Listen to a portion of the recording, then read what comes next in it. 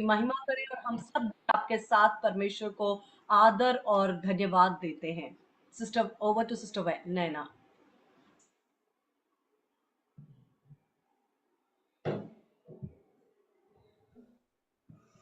Praise the Lord, Brother Jitendra and Sister Nilima. मैं आज volume बढ़ा सकते हैं आप? Sister Can you Naina, hear? मैं एक छोटा सा आपका इंट्रोडक्शन दे देती हूँ। आप मेक्सिको में हैं, मेक्सिको से हम हमारे साथ जुड़ी हैं और वहाँ कॉलेज में आप प्रोफेसर हैं। Right now I'm in a company.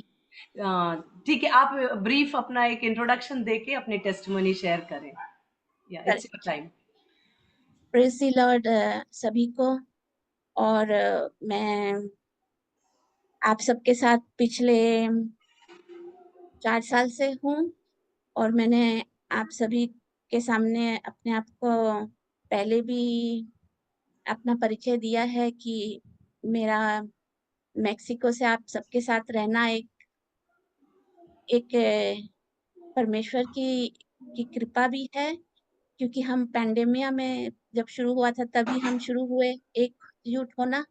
और तब मैंने आप सबसे कहा था कि मुझे ऐसा मौका मिला है कि मुझे लगता नहीं है कि मैं मेक्सिको में हूँ, आप सबके साथ रहती हूँ और उसी समय परमेश्वर की पूरी कृपा मुझ पे बनी रहती है। और 4 साल से हम साथ में हैं और मैं यहाँ मेक्सिको में यूनिवर्सिटीज़ में पढ़ाती भी हूँ और जब भी मुझे मौका मिलता है मैं अपने नॉलेज को कंपनीज़ में भी लेके जाने की कोशिश करती हूँ। तो मुझे ऐसा मौका परमेश्वर ने दिया।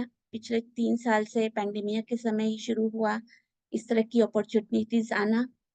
तो अभी फ़िलहाल I am in a company, it is a French company और we have Mexican and US clients. तो अभी फ़िलहाल मेरे मेरे विषय में इतना ही। पर मेरे और परमेश्वर के इस अटूट बंधन जिसमें मैं अपने आप को उनकी पुत्री मानती हूँ और परमेश्वर ने मुझे ये हक दिया है, जैसे जितेंद्र ब्रदर ने कहा है कि इतना बड़ा अधिकार और इतनी बड़ी जिम्मेदारी परमेश्वर ने मेरी ले ली मेरे पिता होने की। काफी सालों से हम शायद 20 साल से ज्यादा ऊपर हो गया कि मैं नीलिमा मैडम और प्रिया मैडम के इस मित्रगण में शामिल हुई और उसके बाद परमेश्वर से मेरा जुड़ाव हुआ और जीसस क्राइस्ट इन इनके बारे में मुझे और जानने का मौका मिला और धीरे धीरे मुझे ये एहसास हुआ कि किस तरह मैं सुरक्षित हूँ प्रभु के इस गुणगान में, प्रार्थना में। और मेरे जीवन में एक से अधिक मिरेकल्स हुए, उन्नति हुई।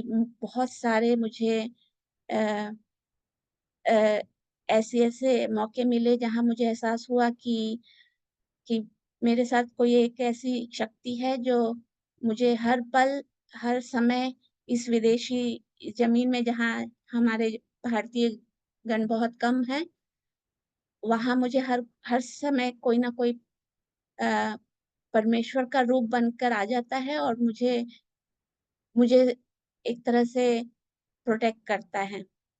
तो ऐसे बहुत सारे मौके हुए जहाँ मैंने अपने आप को सुरक्षित पाया और मुझे ऐसे मित्र भी मिले जो आज मेरे जीवन में 4-5 ही होंगे, लेकिन मुझसे इतना अधिक प्रेम करते हैं, शायद जितना मेरे परिवार वाले भी मुझसे नहीं करते या मुझे नहीं समझते। क्योंकि इतने दूर आ जाना और फिर इतने सालों से जुड़ नहीं पाना आप सभी से कंटिन्यूअसली प्रेज़ेंशियल वे में, तो काफ़ी दिक्कत हो जाती है, लोग समझने में बहुत टाइम लगाते हैं। लेकिन यहाँ मुझे एक अपना खुद का परिवार मिला, ज़्यादा बड़ा नहीं है लेकिन छोटा-सा ही है, लेकिन वे मेरे लिए बहुत ज़्यादा इम्पोर्टेंट है और इसे मैं परमेश्वर का ही एक चमत्कार मानती हूँ कि आप अकेले आते हैं इतने बड़े देश में और अनजान देश में जहाँ ना भाषा आपकी है, ना लोग आपकी तरह सोचते हैं और वहाँ आपको ऐसे कुछ चुनिंदा लोग परमेश्वर के सहरूपी मिल जाए, ये एक चमत्कार ही है, जिसमें मुझे हर पल ये दिखता है कि परमेश्वर मेरे साथ है। और इसी वजह से मैं काफ़ी दिनों से प्रार्थनाएँ माँग रही थी जितेंद्र भाई साहब और नीलिमा मैडम से कि I am taking big challenges for the growth of my son. तो पिछले साल हम इस शहर में आए, एक काफ़ी सेक्रेड सिटी है, मेक्सिको का बेस्ट सिटी कहा जाता है इस शहर को, और सुरक्षित है। और ये एक चैलेंज था मेरे सामने, उसकी स्टडीज़ वग़ैरह, तो मैंने प्रार्थना माँगी थी पिछले साल, और प्रार्थना पूरी हुई। अभी इस महीने अ, अगले हफ्ते गुरुवार को इसका फर्स्ट ईयर फिनिश हो जाएगा, and he is an extraordinary student. सिर्फ़ पढ़ाई में ही नहीं है, परमेश्वर की कृपा इतनी है कि हर चीज़ में उसका एक परमेश्वर के थ्रू ऐसी शक्ति है उसके पास, जो जो मैंने हर समय जीसस क्राइस्ट से माँगा उसकी सुरक्षा के लिए, और मुझे कभी निराशा नहीं हुई, परमेश्वर उसे सुरक्षित रख रहा है, और एक अलग छवि है उसकी, एक अलग तरह का एक्सप्रेशंस है जो जो जिसे मैं जो तामि उसे सॉरी जिसे मैं चमत्कार ही मानती हूँ। और इसी प्रोसीज़र में आप सबकी प्रार्थनाओं ने मुझे काफ़ी मदद की इस उद्देश्य को पाने में, और मैं इस प्रोसीज़र में हूँ। लेकिन अचानक ही मुझे पिछले हफ्ते संडे को बारिश यहाँ खूब हो रही है। ये शहर बिल्कुल बिलासपुर जैसा ही है, और बिलासपुर जैसा बारिश और क्लाइमेट में है। बारिश जब होती है तो खूब होती है यहाँ। तो मैं सीढ़ी से गिर गई, और गिरने के मिलीसेकंड बाद ही I was just almost going to get unconscious. तो मैं अपनी काफ़ी सद्बुद्धि सब कुछ खोने ही वाली थी, और जैसे कि मैंने आपको बताया कि मैं एक बड़े शहर में अपने बेटे के साथ आई हूँ, और मेरे ऊपर पूरी उसकी ज़िम्मेदारी थी, वो कोई और घर पे नहीं था, तो आई हैव टू रिएक्ट। तो आप लोगों को एहसास होगा कि हाउ मच पिछले 20 साल में मेरे मेरे बुद्धि और आत्मा में परमेश्वर इतने रम गए हैं, हालेलुया, जीसस क्राइस्ट इतने रम गए हैं, within millisecond the first thing which came out of my mouth was I just shouted, hallelujah, hallelujah, praise the Lord Jesus Christ. It helped me to just wake up, but at the same time I realized that I am almost all the time in my problems, in my success, I am almost with these words. ये शब्द जो है मेरे लिए एक जादुई शब्द है। जैसे मैंने आपको बताया कि जीवन भर जब से मैं यहाँ मेक्सिको आई हूँ, मेरे जीवन में काफ़ी सारे चमत्कार हुए, चमत्कारिक ढंग से बहुत सारे मित्रगण मिले, जो परमेश्वर के सहरूपी थे। परमेश्वर ने उन्हें भेजा मेरी मदद के लिए, ताकि इस शहर में, इस देश में मैं सुरक्षित रहूँ। उसी तरह ये जो 2-4 शब्द हैं, मेरे लिए चमत्कारी शब्द है, और इस चीज़ की गवाही मैं देना चाहती हूँ कि हम जो डेली यहाँ प्रार्थना करते हैं, वचनों को सुनते हैं, और हर एक वचन जो है, जैसे मैं काफ़ी साल साम 21 23 और 91 काफ़ी सुनती हूँ, जब मेरे ऊपर शत्रु काफ़ी प्रहार करते हैं, तो मैं इन 2 वचनों को काफ़ी सुनती हूँ। ये मेरे काफ़ी पसंदीदा वचन हैं, और हफ्ते भर सुनती हूँ इन इन वचनों को, ताकि ये सब अ, ये मेरे जीवन में परमेश्वर इसका असर डाले, इन वचनों को अफ़ेक्ट करे, काम कर सके। तो इन वचनों के अलावा आप सभी के साथ मैं कोशिश करती हूँ सुबह-सुबह उठ के, कभी-कभी सो भी जाती हूँ मैं, उसके लिए मैं माफ़ी माँगूँगी। लेकिन ये जो प्रार्थनाएँ हम कर रहे हैं, इससे इससे परमेश्वर जो है निरंतर हमारे जीवन में उपस्थित है। ये इनकी जो उपस्थिति हमारे जीवन में है, ये हमें हर समय एक अच्छे राह में चलने को मदद करते हैं। और ये सारी चीज़ें जो हैं, इसके लिए मैं धन्यवाद करती हूँ प्रभु को कि हर समय, हर वक़्त मेरे साथ है, और आज मैं ज़िंदा हूँ, क्योंकि वो जो समय मैंने बिताया वो दर्द का और अनकॉन्शियस होने का और एक डर जो अचानक से आ गया, उसके बाद वो डर गायब हो गया। ये सारी चीज़ों को मैं आज आप सबके सामने शेयर करना चाहती हूँ। और I am just recovering. It's like 1 centimetre a bit deep. It was not so deep, but it was a bit uh, dangerous in the sense because I got fall directly over it, inclining. So I'm recovering, I'm fine.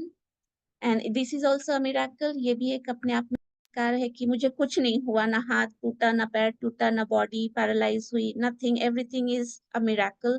The way I fall, it was direct on my head, and doctors are continuously checking, and I really thank God.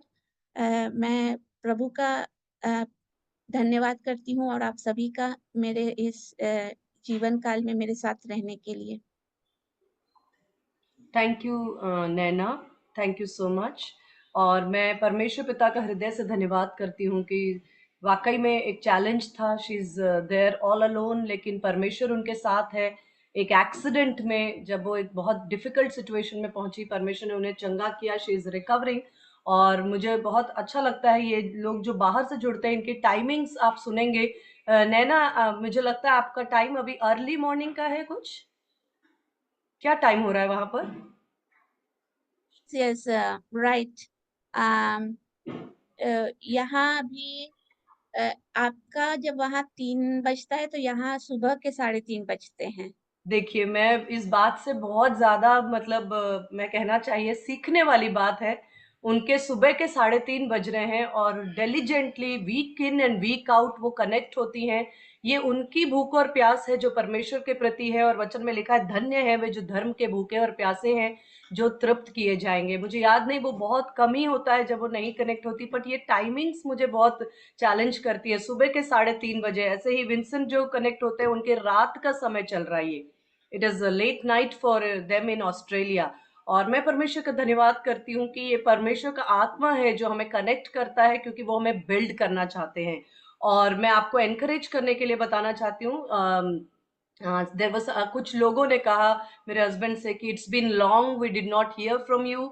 हम बहुत time से आपका वचन सुनना चाहते हैं, आपने share नहीं किया। तो हमने कहा कि ज़रूर परमेश्वर अपने वचन को लेकर आपके साथ उनके द्वारा बात करेंगे, क्योंकि मैं हमेशा इस बात को बोलती हूँ कि हम इंडिविजुअली अलग होते हैं। हमारा बोलने का तरीका, सोचने का परसेप्शन, प्रेजेंटेशन अलग हो सकता है, लेकिन Holi spirit is the best teacher. हम में सबसे श्रेष्ठ शिक्षक पवित्र आत्मा है। और हम हमेशा अपने आप को नम्रोदीन करके कहते हैं कि पवित्र आत्मा, हम बात कर रहे हैं लेकिन आप हैं जो लोगों को और हमें भी प्रिपेयर कर रहे हैं, लिफ्ट कर रहे हैं, सिखा रहे हैं। Irrespective of the person, it is Holi spirit. किसी व्यक्ति विशेष की बात नहीं है, पवित्र आत्मा है जो इस वेदी के द्वारा हम सबको एंड टाइम रिवाइवल के लिए अपने हृदय की बातों के साथ तैयार कर रहे हैं। तो इस समय मैं मेरे हस्बैंड से रिक्वेस्ट करती हूँ कि जो कुछ होली स्पिरिट ने उनके हार्ट में प्लेस किया है वो आप लोगों के साथ शेयर करें।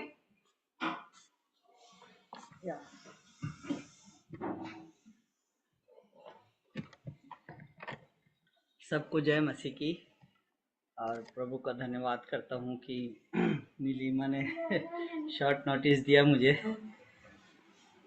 मैं धन्यवाद करता हूँ। बहुत सी बातें रहती हैं हमारे मन में, पर पवित्र आत्मा लगातार बात करता है और कई चीज़ों में हम मनन करते जाते हैं और परमेश्वर अपने भेदों को प्रकट करता है और हमारे लिए खोलता है, और जो दूसरों के लिए भी आशीष का कारण और छुटकारे का कारण बनता है।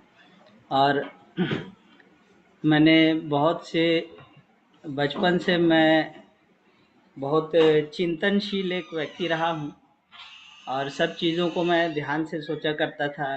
कई बार खाना खाते खाते मैं सोचने लग जाता था और मेरे पापा बाजू से फिर एक चपत लगाते, तब निवाला अंदर जाता था, नहीं तो मैं निवाला पकड़ के बैठे रहता था। ऐसे भी समय आते। तो हर एक मनुष्य जो है वो मन से बना है और मन जो है वो मनन से बना है, और परमेश्वर के वचनों पे मनन करने से हम आत्मिक जगत में प्रवेश कर सकते हैं। और मन जो है वो हमारा सारा संसार है। हमारे सोचने का तरीका, हमारी धारणाएं, हमारा सब कुछ वही है। और इस मन से हमें अतिक्रमण करके ऊपर जाना है आत्मिक जगत में, जहाँ परमेश्वर ने हमें बिठाया है। मन जो है, सारा संसार जो है वो विपरीत के बल पे खड़ा हुआ है। दिन है तो रात है, अच्छा है तो बुरा है, और बुरा है तभी अच्छा है। तो हर चीज़ यहाँ पर एक विपरीत, एक द्वंद्व पर खड़ा हुआ है ये सारा संसार। सुख है तो दुख है, आशा है, निराशा है। निराशा ही नहीं रहेगी तो आशा भी नहीं रहेगी। दिन नहीं होगा तो रात भी नहीं होगी, रात नहीं होगी तो दिन भी नहीं होगा। ये सारी चीज़ें यहाँ पर है। तो ये संसार है जिसके नियम सांसारिक लोगों पर काम करते हैं। तो हमें इस बात को समझना है कि पौलुस जो कहता है, जेल के भीतर से जब उसने पत्रियों को लिखा और उसने लिखा कि मैं तुमसे कहता हूँ कि आनंदित रहो, सदा आनंदित रहो। तो सदा आनंदित कैसे रहा जा सकता है? क्योंकि हमको आनंद का स्वाद मिला ही नहीं है। तो हम जिस बात को आनंद समझते हैं उसके अनुसार हम अपनी बुद्धि लगाते हैं, तर्क लगाते हैं कि सदा आनंदित कैसे रहा जा सकता है। लेकिन सदा आनंदित रहा जा सकता है आत्मा के जगत में, क्योंकि हम जिस आनंद को जानते हैं वो मन का आनंद है। और मन संसार है और संसार के नियमों पर चलता है। जब तक मनुष्य सांसारिक है वो उस आनंद को समझ नहीं सकता जो आत्मा से होता है। और उस आनंद में हमेशा रहा जा सकता है, चाहे कितने भी बड़ा दुख आपके सामने हो, चाहे कितना भी बड़ा सुख आपके सामने हो। सुख और दुख ये मन के तल पे है, और आनंद जो है आत्मा के तल पे है, ऊपर है। सुख और दुख दोनों से हमें ऊपर उठना है। इस संसार की बातों से, इस संसार के नियमों से, इस संसार के अनुभव से हमें ऊपर उठना है। यदि हमें परमेश्वर के वचन का अनुभव लेना है तो इस संसार की देखी हुई बातों को नहीं, लेकिन अनदेखी हुई बातों को हमें देखना है। उस अदृश्य संसार को देखना है जो वास्तव में वास्तविक है। और जो कुछ हमें देखने में आता है वो हमें भ्रमित करता है। तो हमें क्या है, हर आदमी अपना, आज मैं अपनापन के बारे में कुछ बोलना चाहता हूँ कि अपनापन ढूंढ रहा है इंसान, अपनापन। और ये अपनापन जो है कहाँ मिलता है? इंसान अपनेपन को ही ढूंढता है कि कोई अपना मिल जाए। जैसे अभी सिस्टर बोल रही थी, मैं मैक्सिको में रहती हूँ, कोई अपना मिल जाए। तो ऐसे कर करके इंसान टूटते टूटते टूटते टूटते टूटते अपने आप को इतना तुच्छ कर लेता है। जैसे कि मैं कहीं ब्रह्मांड में जाऊं, कोई दूसरा प्राणी मुझे मिल जाए और मुझसे पूछे तुम कहाँ के हो भाई, मैं बोलूँगा मैं पृथ्वी का हूँ, पृथ्वी से आया हूँ। तो पृथ्वी हो गई। अब पृथ्वी में कोई इंसान मुझे मिल जाए तो वो मुझसे पूछेगा कि आप कौन से कॉन्टिनेंट है ना, तो मैं बोलूँगा मैं एशिया का हूँ। पहले तो मैं दूसरे ग्रह से टूट गया, पृथ्वी में आ गया, फिर मैं बोलूँगा मैं एशियन हूँ, मैं एशिया का रहने वाला हूँ। तो बाकी जो महाद्वीप हैं उनसे मैं कट गया। फिर कोई एशिया में मुझे मिल जाएगा तो वो मुझसे पूछेगा आप कहाँ के हो, तो फिर मैं बोलूँगा, ऐसे करते करते मैं इंडिया में पहुँच जाऊँगा। मैं बोलूँगा मैं भारत देश का रहने वाला हूँ, फिर मैं बाकी देशों से भी कट गया। फिर भारत देश में कोई मुझे मिल जाएगा, वो मुझसे पूछेगा आप कौन से स्टेट के हैं, तो मैं बोलूँगा मैं छत्तीसगढ़ या राजस्थान का हूँ। तो बाकी देश से भी मैं छोटा हो गया। फिर उसके बाद स्टेट में कोई मुझे मिल जाएगा, छत्तीसगढ़ में या राजस्थान में, वो मुझसे फिर पूछेगा कि आप राजस्थान में कहाँ के रहने वाले हैं, तो मैं बोलूँगा मैं जयपुर ज़िले का रहने वाला हूँ। फिर मैं आ गया डिस्ट्रिक्ट में, फिर मैं आ गया शहर में, फिर मैं आ जाऊँगा मोहल्ले में, किस मोहल्ले में रहने वाला, फिर मैं आ जाऊँगा अपनी बिल्डिंग में, फिर मैं आ जाऊँगा अपने flat S3, flat number S3, 3rd floor, मैं वहाँ जाऊँगा। ऐसे करते करते टूटते टूटते मैं अपने आप को तुच्छ बनाता चला जाता हूँ। हम तो यहाँ के हैं, हम तो वहाँ के हैं। और फिर ऐसा ही होता है कि कोई हमें मिल जाता है छत्तीसगढ़ का। अभी हमारे यहाँ छत्तीसगढ़ की एक बहन मिल गई जो हमारे यहाँ काम करती है। बहुत अद्भुत गवाही, कभी हम बताएंगे उसकी गवाही आपको। तो कोई अपना मिल जाता है, मान लो आपकी बोली और भाषा छत्तीसगढ़ी बोलने वाला कोई मिल जाता है तो उससे बहुत पटने लगती है, अरे अपना मिल गया, कोई अपना मिल गया, परदेश में कोई अपना मिल गया। तो आदमी के अंदर एक अपनेपन की तलाश है, लेकिन आदमी, इंसान अपनेपन के धोखे में है। अभी तो खुद ही अपने आपे में नहीं है हम, तो अपनापन कहाँ से ला रहे हैं फिर? ये अपनापन जो मन से आता है वो एक धोखा है, एक प्यास है जो अतृप्त होती है। मनुष्य उस प्यास को, अपनेपन की प्यास को नहीं बुझा सकता। जिसका सूरत देखे बिना आप रहते नहीं थे, सुबह शाम मिलते थे और अपनापन लगता था, आज वो स्थिति नहीं है। उसी की सूरत आपको देखना पसंद नहीं आती, आप दूसरे रास्ता बदल के निकलते हो। ऐसा ही होता है। इसको बोलते हैं मन मुटाव। और मन मुटाव क्यों होता है? क्योंकि मन से जुड़े हुए रिश्ते हैं और मन हमेशा द्वंद्व पे खड़ा हुआ है। जैसे आपने किसी से सम्मान अर्जित किया तो उसके साथ अपमान भी आपको झेलना का संभावना आपके साथ आ गई। इस संसार एक सिक्के के समान है जिसके दो पहलू हैं, अच्छा और बुरा। जो फल खा लिए ना, भले और बुरे का। तो जो लोग अच्छे कहलाते हैं उन लोग का सिक्का का अच्छा वाला पहलू ऊपर रहता है। ये चित पट बोलते हैं ना, हेड और टेल। तो हेड ऊपर है तो अच्छा दिखता है, कभी टेल भी ऊपर आ सकता है। तो अच्छा और बुरा, हर इंसान में अच्छाई और बुराई दोनों होती है। तो कुल मिला के अच्छा और बुरा मिला के, कुल मिला के मनुष्य संसार में एक जीरो है। मुझे यकीन है आप मेरी बात समझ रहे होंगे। कोई समझ रहे हैं तो कृपया कुछ थंबनेल दिखाएं, कुछ दिखाएं तो मैं आगे बात करूं। मैं ये बोल रहा हूँ कि अच्छाई भी है, बुराई भी है आपके अंदर, तो इसका मतलब आप जीरो हो। जहाँ मैं काम करता था, एक बहुत ही प्रेस्टिजियस स्कूल है जयपुर में, बहुत ही पुराना, वहाँ मैं काम करता था। तो वहाँ किसी ने मुझसे कहा, अच्छे के साथ मैं बहुत अच्छी हूँ और बुरे के साथ मैं फिर बहुत बुरी हूँ। तो वो और कोई नहीं, मेरी प्रिंसिपल थी। उनसे मेरे विश्वास को लेकर काफ़ी कुछ बहस हो गई और मुझे अंततः नौकरी से निकाल दिया गया। और यही बातें थी। तो उन्होंने कहा कि मैं अच्छे के साथ अच्छी और बुरे के साथ बुरी हूँ। तो मैंने उनसे फिर बोला, फिर वास्तव में आप क्या हैं, अच्छे हैं या बुरे हैं? तो इसी तरह से मनुष्य एक बिग जीरो है, यदि उसमें अच्छाई और बुराई दोनों है, क्योंकि ये संसार द्वंद्व पे खड़ा है। बिना विलेन के हीरो यहाँ नहीं है, बिना रात का यहाँ दिन नहीं है, बिना मृत्यु का यहाँ जन्म नहीं है। तो इस स्तर पर संसारिक जीवन चलता है। और यीशु मसीह ने कहा, जैसा मैं इस संसार का नहीं वैसे ये भी इस संसार के नहीं है।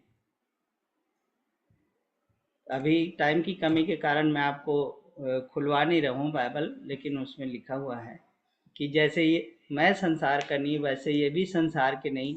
और तुम संसार के नहीं हो, लिखा है कि क्योंकि मैंने तुम्हें संसार में से चुन लिया है, तुम पृथ्वी के नमक हो। और मलाकी की किताब में लिखा है नमक कैसे बनता है। सूर्य की किरणें जब जल के ऊपर पड़ती है, समुद्र के ऊपर पड़ती है और लहरें उसको किनारे लेके आती है, तो उससे नमक पैदा होता है। तुम्हारे लिए धार्मिकता का सूर्य उदय होगा, लिखा है, और उसकी किरणों के द्वारा तुम चंगे हो जाओगे। तो संसार ये सागर को दिखाता है, ये सागर एक संसार को दिखाता है और उसमें से नमक को अलग किया जाता है। वो काम सूर्य करता है, जो धार्मिकता का सूरज है, उसने हमें इस संसार में से चुनकर अलग किया है। कलीसिया का मतलब यही होता है, अलग किया हुआ, चुना हुआ एक समूह। तो मैं अपनेपन की बात कर रहा था, अपनेपन की तलाश में इंसान रहता है, लेकिन अपनापन उसको मिलता नहीं। अपनेपन का धोखा मिलता है और खुद ही आदमी अपने आपे में नहीं है तो अपनापन लाएगा कहाँ से? अपनापन कहीं कहीं पर क्यों महसूस होता है और कहीं पर नहीं होता है। ये अपनापन एक अहंकार की सजावट है। जहाँ मित्र है वहाँ शत्रु है, शत्रु है तो मित्र है। आप मेरी बात समझ रहे हैं? आज जो आपका मित्र है वो आपका शत्रु बन सकता है। आज आपके छाती में लगा है वो या आपके छाती में छुरा घोंप सकता है, क्योंकि वही आपके छाती के सबसे करीब है। तो ऐसी चीजें बदल जाया करती हैं, परिवर्तित हो जाती है, अपने विपरीत में चेंज हो जाती हैं। ये संसार का नियम है। संसार का नियम जो है वो विपरीत के आधार पे चलता है। मैं ये कह रहा हूँ कि संसार एक द्वंद्व पर खड़ा है, विपरीत के बल पर खड़ा हुआ है और उसी में हम अपनेपन को ढूंढ रहे हैं। ये मन का एक धोखा है। वास्तव में अपनापन जहाँ हमें महसूस होता है जब कोई हमारे वासनाओं के अनुकूल पड़ जाता है, हमारी इच्छा के अनुसार चलने लगता है, वो हमको मित्र मालूम होने लगता है।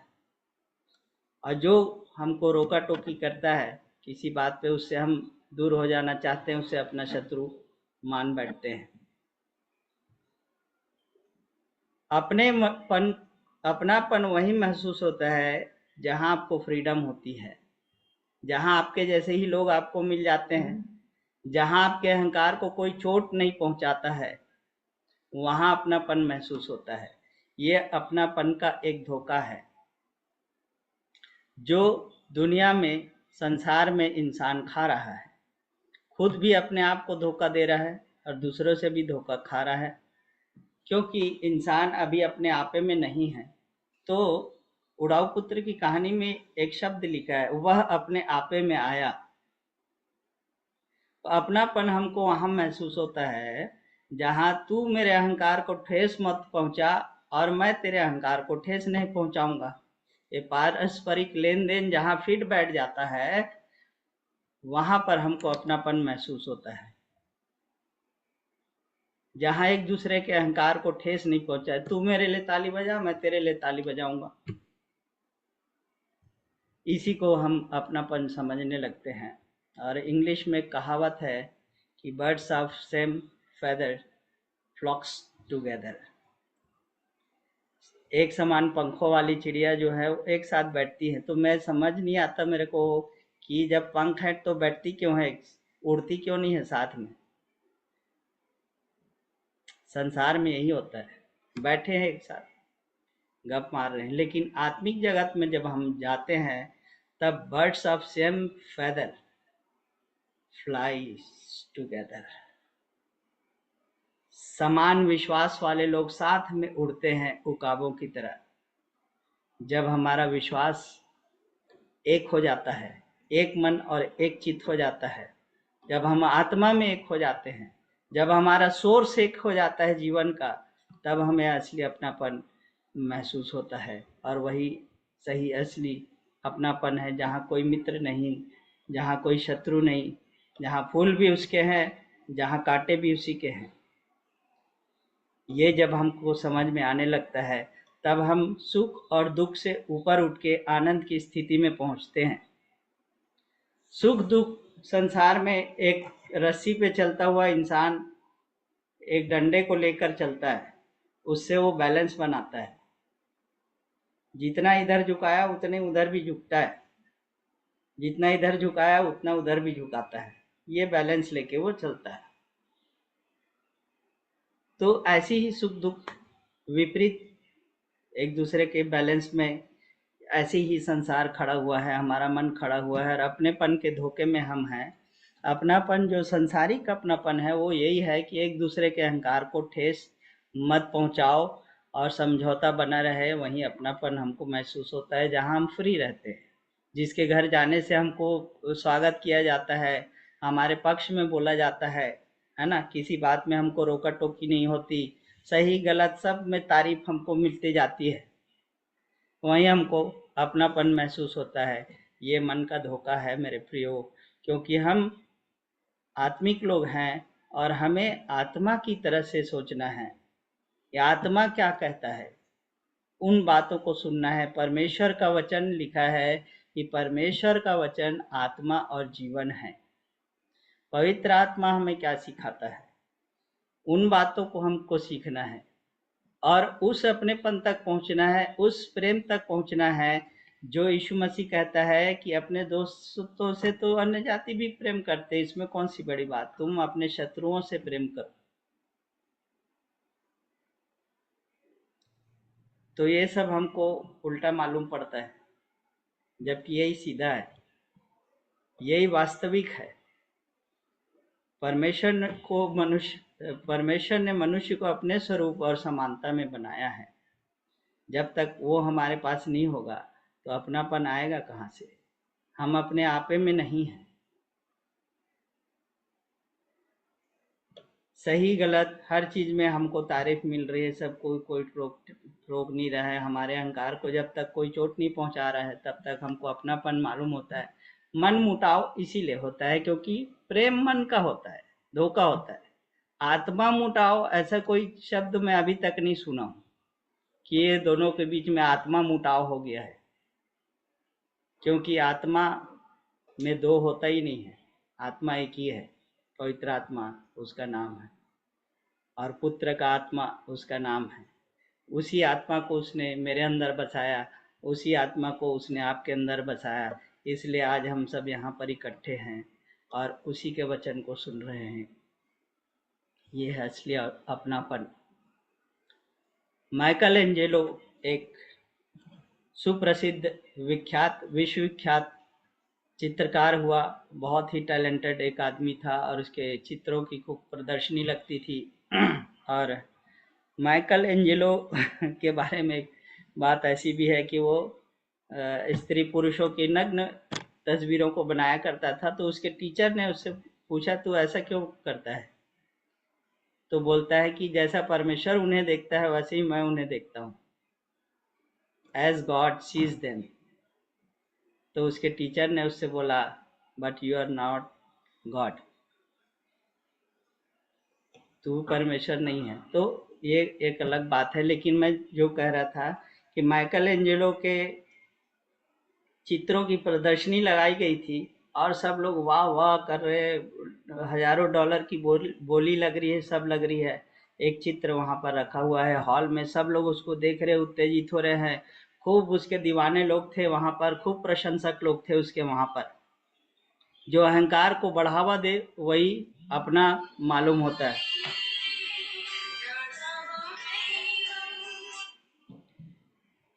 तो माइकल एंजेलो वहां पर उपस्थित नहीं था, लेकिन वो अपने कमरे से हॉल में देख रहा था कि लोग कितना तारीफ कर रहे हैं, यह कर रहे हैं, अरे वाह क्या ऐसा बना है। तो माइकल एंजेलो जब हॉल में आया तो सब लोग ताली बजाए और बहुत वो कुछ किए, उसकी तारीफ किए, क्या बनाया सर आपने, ऐसा तो कोई आज तक हमने देखा नहीं। माइकल एंजेलो वहां पर जाता है और उस तस्वीर को उठाकर वो सीधा कर देता है। जो प्रदर्शनी लगाने वाले लोग थे उस तस्वीर को उन्होंने उल्टा रखा हुआ था, फिर भी तारीफ चल रही। माइकल एंजेलो आके उस तस्वीर को सीधा करता है, बोलता है कि तस्वीर उल्टी रखी थी, अब बताओ कैसा बना है। तब भी फिर अरे वाह वाह वाह, अरे ये तो और बहुत बढ़िया, ये है वो है। तो ऐसे ही हमारे साथ भी होता है, अपनापन हमें वहीं महसूस होता है। और आजकल जो हमें कुएं में कूदने में मदद करे वो हमको दोस्त मालूम पड़ता है, हो अच्छा मदद कर, अभी तो थोड़ा और धक्का वक्का लगा दे रहा है, मैं बहुत दुखी हूँ, संसार में कुछ नहीं है, अब मैं कुएं में कूद जाऊँगा, ये है वो है। हाँ ठीक सोच रहा है, बहुत अच्छा निर्णय लिया है, सही बात है, मैं भी दुखी हूँ और तू भी दुखी है और ऐसा वैसा। तो हमको जो कूदने में जो सहायता कर रहा है, ढकेल रहा है थोड़ा बहुत, वो मित्र मालूम पड़ता है, लेकिन वो मित्र नहीं है। ऐसा किस्सा एक मैं आपको बताता हूँ। आजकल जो सेवकाई चल रही है, लोगों को सेवा करने का बहुत शौक है, और क्या सेवा हो रही है। एक व्यक्ति था गांव में जो एक कुएं के अंदर गिर गया था। कुएं के अंदर गिर गया और वहां मेला लगा हुआ था गांव में, और गांव के थोड़ा से उस मेले से थोड़ी दूर में वो कुआं था। वो व्यक्ति वहां पर कुएं में गिर गया। मतलब वही कहानी जो अभी बताया मैं, दोस्त की सलाह पर दुखी हूँ करके, तो दोस्त भी उसका मदद कर दिया। वो कुएं में गिर गया। गिरने के बाद उसको होश आया, अरे जिसे दोस्त समझा था वो तो दुश्मन, दुखी तो मैं अब हूँ इस कुएं में आके, बचाओ बचाओ बचाओ, खूब चिल्लाया। नेक सामरी की कहानी तो आपने सुनी होगी, 2 लोग कतरा के चले गए, एक ने उसको बचाया। वहां तक ठीक है, लेकिन आजकल क्या हो रहा है वो मैं बताता हूँ। एक व्यक्ति वहां पर से गुजरता है, जो बुद्धिस्ट टाइप के जो लोग रहते हैं वैसा था। तो ये उसकी आवाज़ को सुनता है नीचे, और वो चिल्लाता है नीचे से, बचाओ बचाओ, मुझे निकालो बाहर, मैं इस कुएं में गिर गया हूँ। यहाँ पर कुएं में तू कैसे गिरा? तो वो बोलता है कि यहाँ कुएं में पाट नहीं है, चारों ओर कुएं के आप देखे होंगे एक ऐसे सीमेंटेड, ऐसे पाट बोलते हैं उसको हम लोग, घेरा एक रहता है कुएं का, वो घेरा वहां पर नहीं था, तो इसलिए मैं यहाँ गिर गया। तो बोलता है कि क्या हुआ है, क्यों गिरा है, कैसे ये हुआ है? तो अरे मुझे बाहर तो निकालो। बोले अरे क्या करेगा बाहर निकल के, संसार बहुत दुख है, संसार में बहुत पीड़ा है, बहुत कष्ट है, तू वहीं ठीक है, अच्छा हुआ तू वहां गिर गया, ये संसार में आएगा तो और जीना मुश्किल हो जाएगा तेरा, इसलिए वहीं रह, बोल के वो चला गया। उसकी बात सुन के उसको बचाया नहीं। फिर दूसरा व्यक्ति आया, कम्युनिस्ट, जिसको समाज की चिंता है, पूरे समाज को सुधारने चले हैं कई लोग। वो उसकी आवाज को सुनता है, वो चिल्लाता है बचाओ बचाओ बचाओ। तो बोलता है अरे क्या हुआ? तो मैं कुएं में गिर गया। तो क्यों गिरा? तो बोलता है कुएं के चारों ओर घेरा नहीं है, यहाँ पर देखो आप, कुएं के चारों ओर पाट नहीं, इसलिए मैं गिर गया हूँ। तो बोलता है अरे कुएं के चारों ओर पाट नहीं है तो बड़ी खतरनाक बात है, रुक तो अभी। तो बोलता है अरे मुझे तो बचाओ। अरे रुक अभी, तेरे अकेले का सवाल नहीं है, ये पूरे समाज का सवाल है, अभी मैं इस बात को पूरे समाज में उठाऊंगा।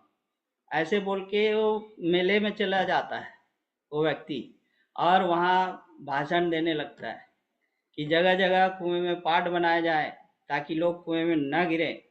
उपदेश देने वाले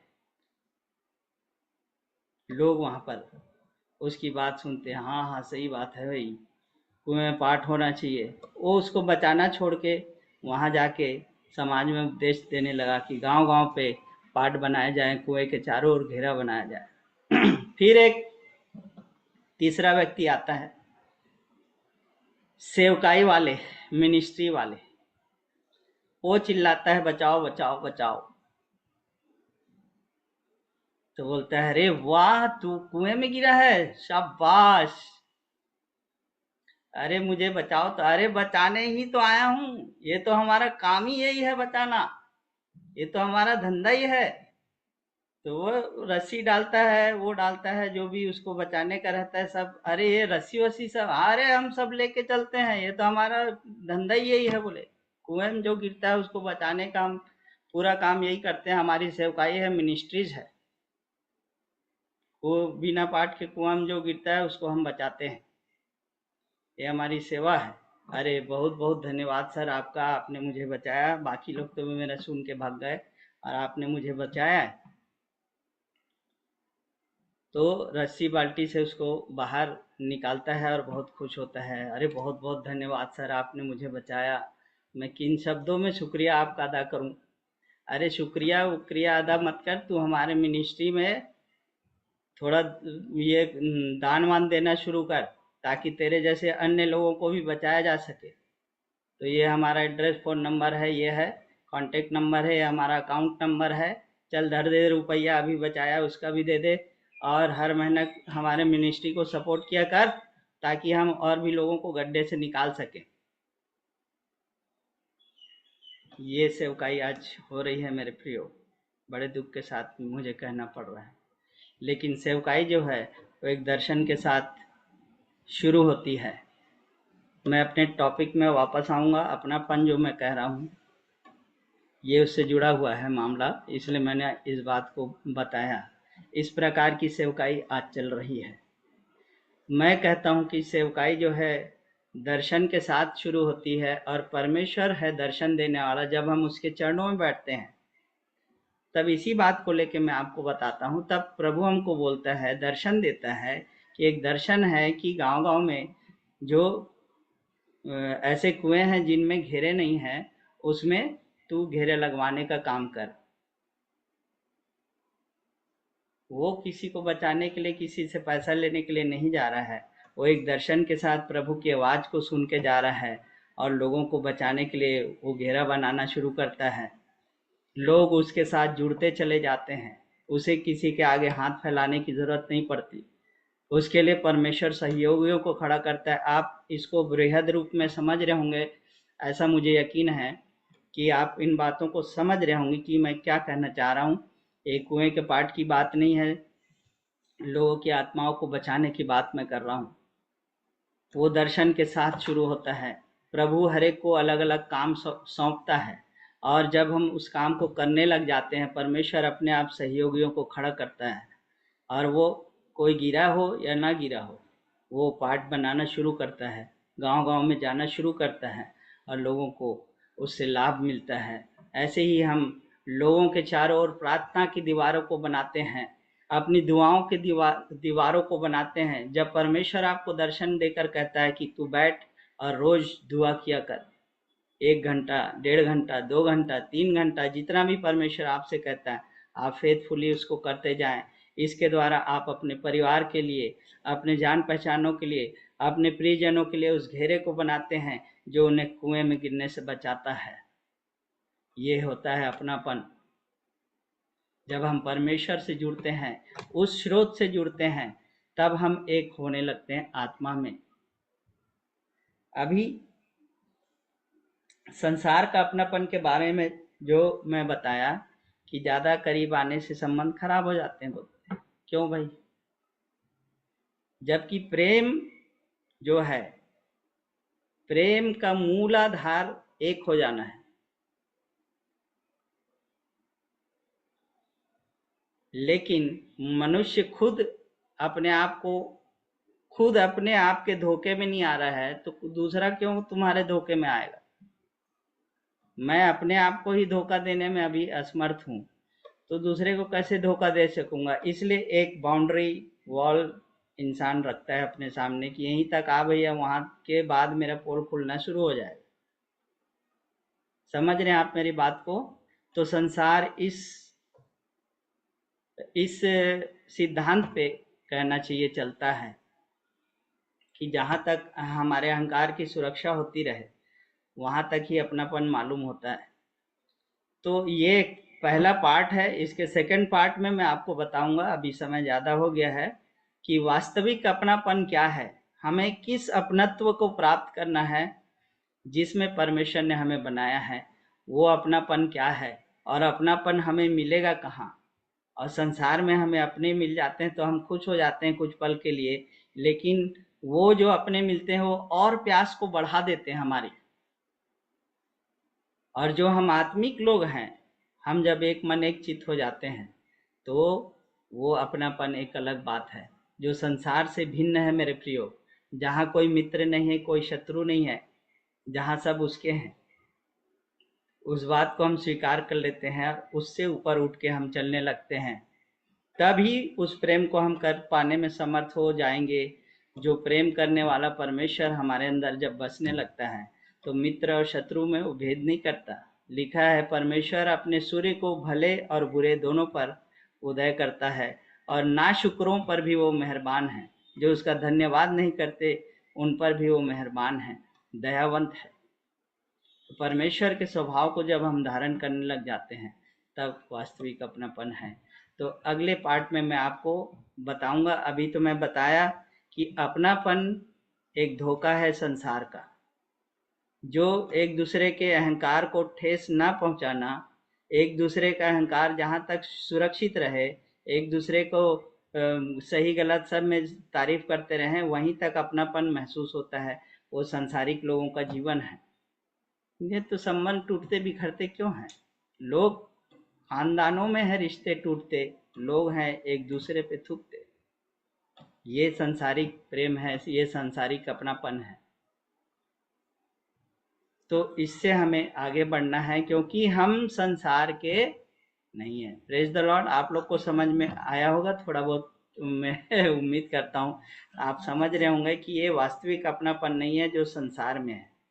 और मनुष्य वास्तव में वास्तविक अपनत्व को खोज रहा है। वास्तविक अपनापन उसका क्या है, इस पर आप विचार करें। और सेकंड पार्ट में मैं आपको पूरे वचन से बताऊंगा कि अपनापन वास्तव में क्या है।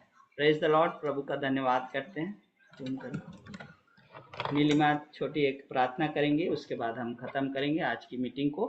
और नेक्स्ट पार्ट में मैं बताऊंगा, आज समय कम था तो इस विषय को मैंने छेड़ा है, और मैं आपको बताऊंगा कि अपनापन क्या है और कहाँ जाके हमें शांति मिलेगी, कहाँ जाके हमें तसल्ली मिलेगी, और उन बातों को जिक्र में वचन में से आपको बताऊंगा। अभी मैंने आपको एक आउटलाइन, एक ब्लूप्रिंट दिया है कि अपनापन वास्तव में क्या होता है।